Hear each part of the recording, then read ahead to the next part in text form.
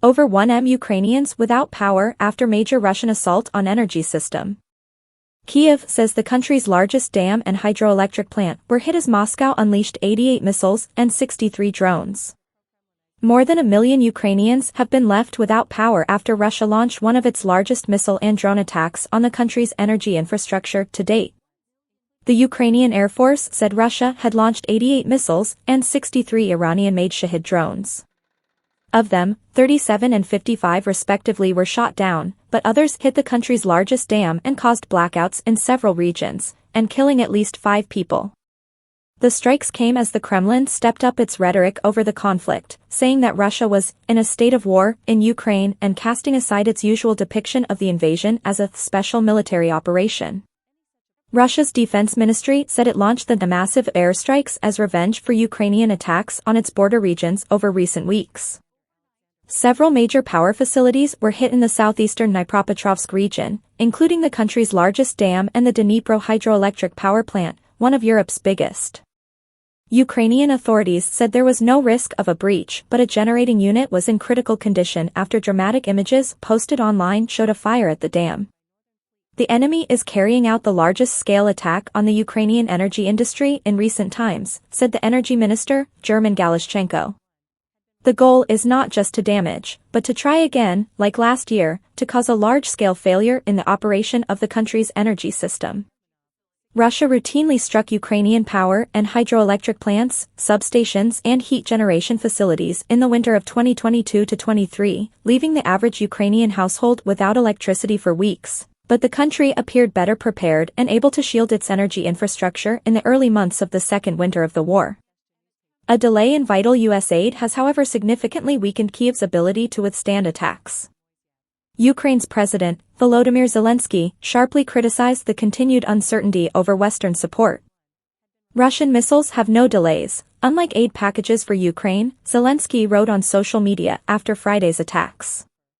Shahid drones have no indecision, unlike some politicians. It is critical to understand the cost of delays and postponed decisions. Our partners know exactly what is needed. They can definitely support us. These are necessary decisions. Life must be protected from these savages from Moscow. The strikes came as there was anger in Ukraine over our report by the Financial Times that Washington had urged Kyiv to halt drone strikes on Russian energy infrastructure for fear of driving up global oil prices. Ukraine has used domestically produced drones to wreak havoc with Russia's energy infrastructure since the start of the year. Attacks have led to the shutdown of several key Russian oil refineries deep inside the country that account for about 12% of Moscow's refining capacity. The attacks have also led to a surge in oil prices, which have risen nearly 4% since March 12. Citing sources with knowledge of the matter, the Financial Times reported that U.S. officials were worried that a further rise in the country's petrol prices could weaken Joe Biden ratings and undermine his campaign to win a second term as president. The report is likely to cause more friction between Kyiv and its Western allies. Olena Stefanishyna, Ukraine's Deputy Prime Minister for European and Euro-Atlantic integration, said that her country understands the appeals of our American partners. At the same time, we are fighting with the capabilities, resources and practices that we have today, Stefanishyna said during the Kyiv Security Forum on Friday. Stop projecting fear. Ukraine should and will strike into Moscovian oil refineries.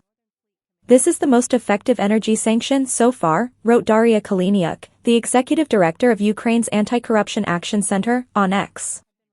The Kremlin's rare use of the term war on Friday comes as Moscow seeks to increase domestic support for the Putin invasion while signaling to its population that it should gear up for a prolonged conflict.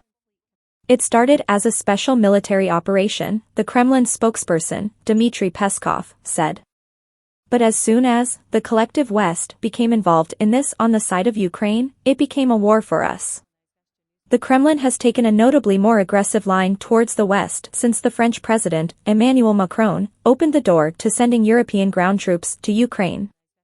Vladimir Putin has previously told NATO countries they risk provoking a nuclear war if they send troops to fight in Ukraine. Macron told a summit of EU leaders in Brussels on Friday that anyone who thinks that Moscow will stop in the Donbass and Crimea is mistaken. Tatiana Stanovaya, a political analyst and founder of the political analysis firm R.Politik, said Peskov's war comments signaled a new chapter in the conflict. Now it's official. The special military operation is now recognized as a war, she wrote on Telegram. Of course, de facto, the special military operation became a war long ago. But we have now passed a certain psychological boundary, beyond which more will be demanded both from population and the elites. Responding to journalists' questions later, Peskov said his comments did not mean the country would introduce any legal changes, adding that Russia's actions in Ukraine were still legally qualified at home as a special military operation.